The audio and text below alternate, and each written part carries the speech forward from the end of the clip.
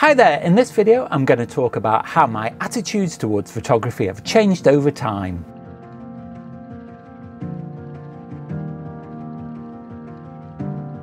I've just attended a mindful photography workshop with fellow YouTuber Kim Grant. Now you might remember that I interviewed Kim a few months ago, and subsequently I've joined Photographic Connections, which is Kim's online community group. Now she gave members of the group a chance to meet up in Scotland and trial one of the courses she's developing, and the 7-hour drive each way gave me time to really reflect on my attitudes towards photography. So in this video I'm going to share with you what I took away from the course, and also share with you how my photography has developed in the 20 years since I began taking photographs, and why I now really enjoy my photography.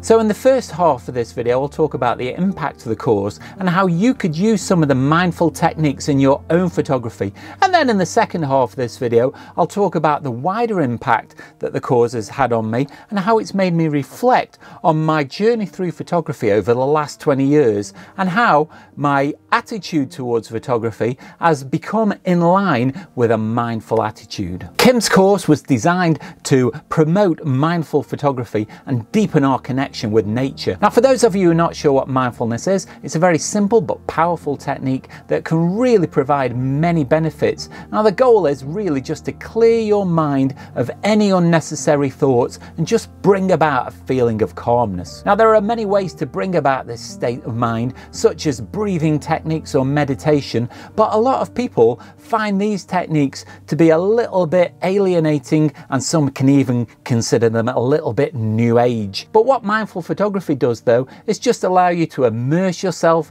in the process of creating images and being out in nature, and you get the same effect that you would from meditation. The journey up to Scotland was spectacular in its own right. Scotland is a truly beautiful country, but we were on the tail end of a storm, and so the rain was punctuated by sunny spells, and I don't think that I've ever seen as many rainbows in one day as I did on this journey. I saw rainbows in front of mountains, in front of castles, and I must have seen about 10 award-winning images. Unfortunately, they're only in my mind because I was driving at the time and couldn't stop to take the photographs, but I did manage to stop at one point and pull over into a lay-by, and I managed to get this image.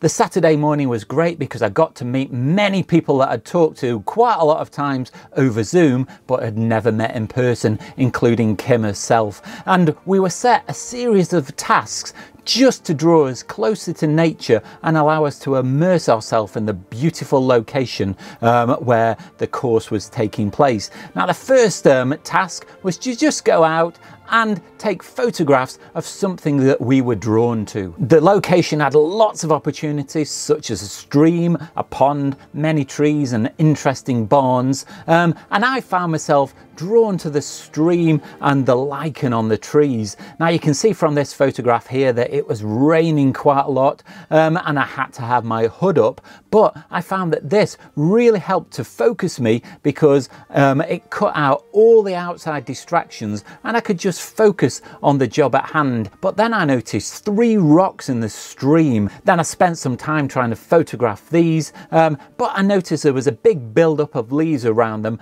making a lot of clutter. So I changed into my wellies, got into the stream and cleared away the leaves, and I took this image, which I think was a lot simpler because there was just the 3 rocks. I used a slow shutter speed to drag out the water and a white vignette to really simplify the edges. The rain then intensified and we were forced to stay inside, but we were given a task that made the most of this situation, and it's something that you could try at home on a rainy day or if you can't get out for any reason. And what we did first was just sit very quietly with our eyes closed, and we listened to the sounds within the building and any smells that we could sense.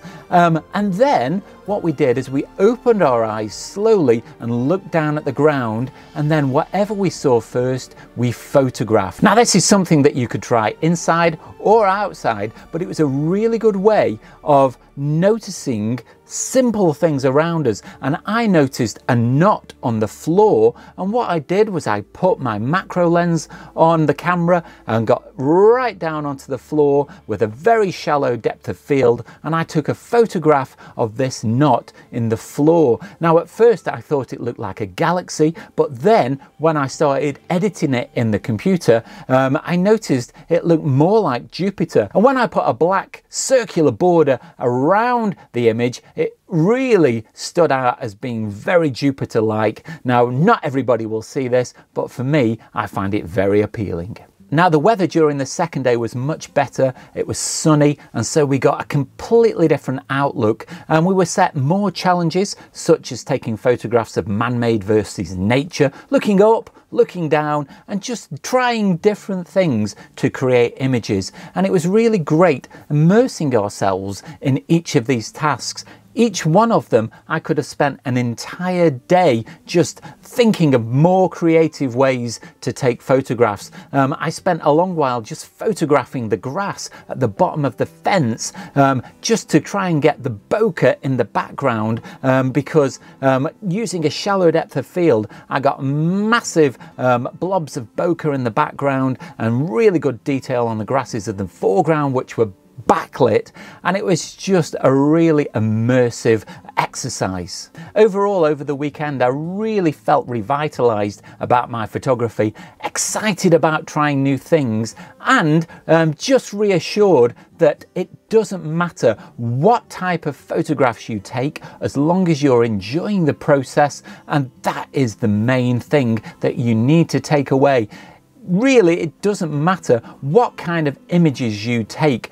The process is far, far more important. The weekend had encouraged us to be very introspective, and during the 7-hour drive home, I started to think about the reasons that I got into photography in the first place. Now, if I think back to my childhood, I was quite an introverted child. I wasn't very self-aware, and I did spend a lot of time just trying to get by.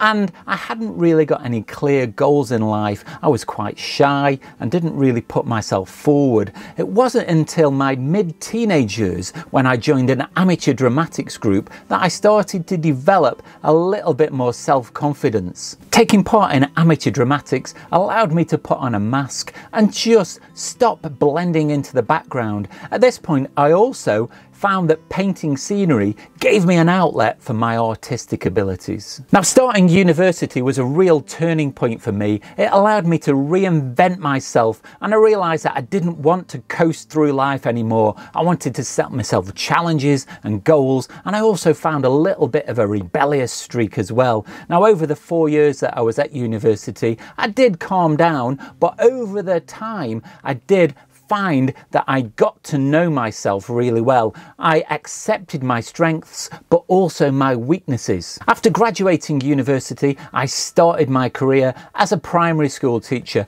and I was still looking for some kind of creative outlet for my artistic abilities. Now, I did carry on with amateur dramatics and did some of that. I like the painting that I still did for scenery, but it still wasn't the thing that really grabbed me. And in the early 2000s, digital cameras started to be a realistic alternative to film cameras, and I bought my first digital camera, and I really liked the way that you got instant feedback from the screen on the back of the camera, and the fact that you could delete images allowed you to be really creative. And I distinctly remember my first outing with that camera, and this image here is an image that I took on that day. Now, it's nothing very special, but it allowed me to be a little bit creative, because I was looking through the bars in this climbing frame and looking at different perspectives and just thinking about the world in a different way.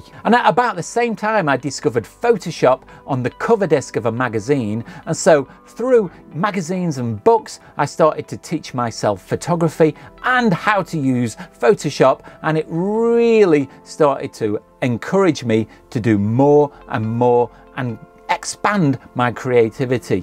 During this period, I used to print my images and I kept them in this album. Now, looking back on these images, I find them quite embarrassing now because some of them, while they're not dreadful, some of them are poorly exposed or badly composed, or they just don't have a great deal of interest. In 2005, I met Jane and we got married in 2007, and I'm very fortunate to this day that she is still really supportive of my photography. If I say that I'm going off for a photo expedition for a couple of days, she has no problem and just allows me to enjoy what I do. Now, a big turning point for me was in 2011 when we went on a holiday, but I left my DSLR on purpose at home because I just didn't feel like carrying it. And I took my compact camera and a phone, and I missed many really good photographic opportunities. And actually, I got better photographs on my phone than I did on my compact camera. And this was a big wake-up call. And so I decided that I was going to join a camera club just to give me more motivation to get out and take photographs with the camera equipment that I'd got. Now, I started by entering competitions, and again, this was another great big wake-up call because I assumed that I was a good photographer, and my images were placed firmly last in the first competition. But I didn't let this dishearten me. What I did is I started to learn the techniques that I needed to do to get better. I listened to guest speakers that we had at the club and the critiques from judges that came along. And by the end of the first year, I was placed 4th on the leaderboard. I then started to make rapid improvements in competitions, and it started my near obsession in doing well at competitions. For the next 5 years, I was top of the leaderboard at the camera club for 4 of the years. I also entered national and international competitions, winning gold medals, and I also got this list of accreditations as well by entering competitions over the world. However, I did start to realize that the enjoyment was starting to go out of photography because I was going out with the sole intention of only taking photographs that I thought would be competition winners. I would stand looking at a scene and not press the shutter button if I didn't think it could be a winner. And the enjoyment was ebbing away from my photography. It really wasn't pleasurable anymore. And so I decided that I was just going to stop entering competitions. Now, I did go through a period of about a year where I was fairly aimless because I hadn't really got an area to focus my photography on. But then in the beginning of 2019, I went to Iceland with a couple of friends from the camera club, and this really reignited my love of landscape photography that I had before I joined the camera club. Standing on the side of an ice lagoon or behind a waterfall gave me such exhilaration and wow moments that I was just desperate to get back out and take photographs in the landscape when I got home. Now, I'd watched quite a few YouTubers such as Kim Grant, Nigel Danson and Thomas Heaton, and I thought that I could do this because I was used to talking to people through my teaching experience, and so I thought I would give it a go. Now, I hadn't got any idea how to make a YouTube video. I'd got no experience at filming or editing, but this challenge gave me something to really focus on. I also realised that I'd got a lot of experience in taking photographs of garden birds because I've got a hide set up in my garden, so I thought sharing my knowledge of that would be very useful for people who are watching the channel. Then lockdown happened and I committed myself to putting out a video every single week. Once we could get back out in nature again, I realised that I was enjoying my photography again, and this then became a motto of the channel. 3 years later, and I'm still in a position where I enjoy my photography. At one point, I used to think that a photo trip was a failure if I went out and didn't get a competition winner. But now I just enjoy being out in nature, immersing myself in the process of taking videos and taking photographs. And if I do get good images at the end of the day, then I consider that to be a bonus. It's amazing just how many good images you can get if you're not trying quite as hard.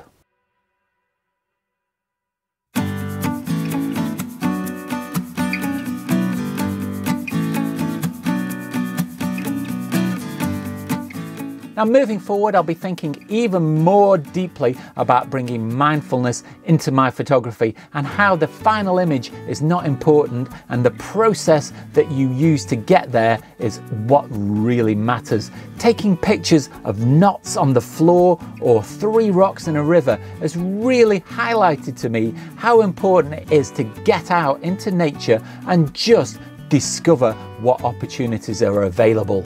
Now, if you're interested in any of Kim's courses or joining the online Photographic Connections community, then you can go to the website, which is photographicconnections.com, and there's lots of details there.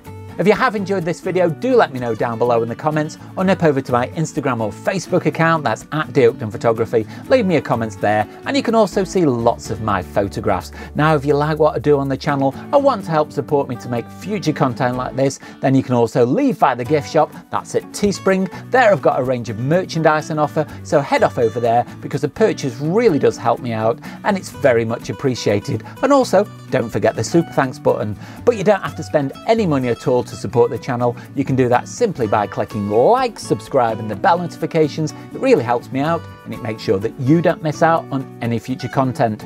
Watch out for next week's video, that goes live on Sunday. In the meantime, go and check out this video just up here, but all that's left now is to say, stay safe and I'll see you soon.